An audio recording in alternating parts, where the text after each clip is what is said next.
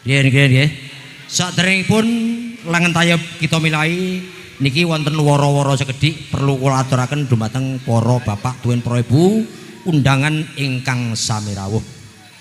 Bahwa undangan menika nggih menika kula aturaken dumateng para bapak-bapak sedaya wonten dalemipun Bu Paijem Njimbe Pademangan.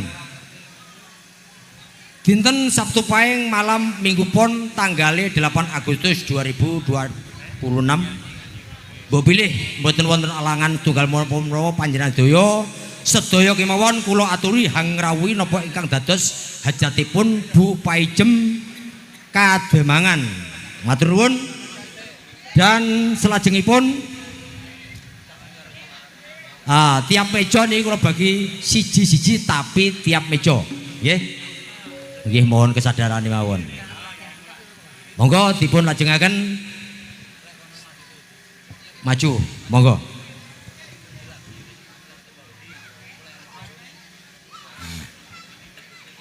Pak Sugeng. Niki setunggal, mriki setunggal. Niki mriki setunggal, nggih. Meja setunggal, nggih. Nggih. Niki Pak Senrot, terus sing kalih mriki. Kersane ndang rata. Setunggal-tunggal mriki. Mriki setunggal niki, mriki. Tolong dhewe kursi. Iki setunggal.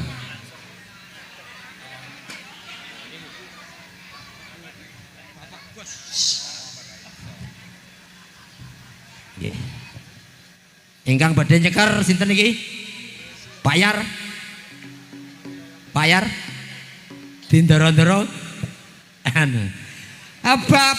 bapak Yar nyuwun gending jae pongan bapak Yar nyuwun gending jae pongan monggo dipun ladosi monggo Pak.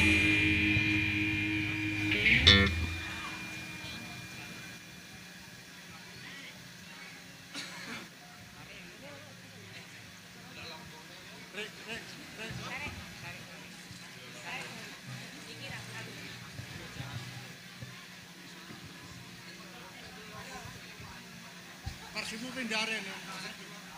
Kursine pindahan.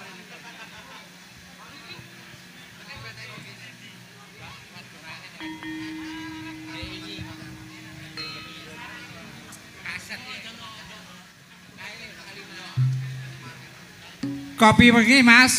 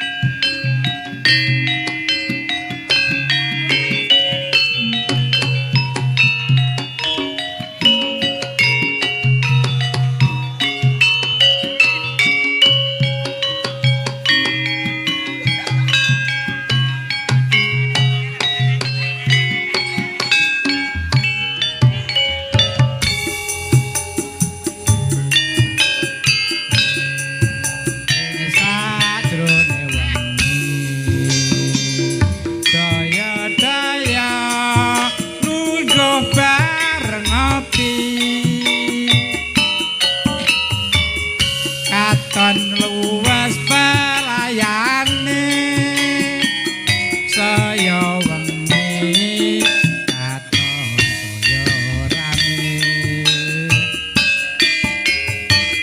wis mo aling pinggir margi angkringan kopi pantu solali kopi wangi wanci dalu dasar bisa nentremne atiku kinalitan bisa lali janji rangi tan sanggup ati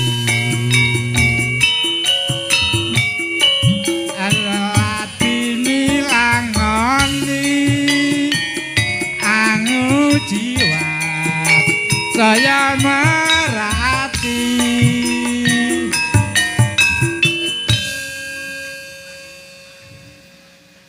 gading alit iku saupama tansah mantel kopi sanyoto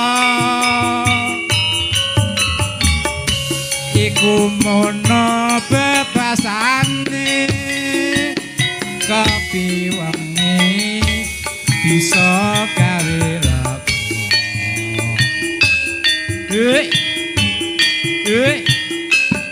jos jos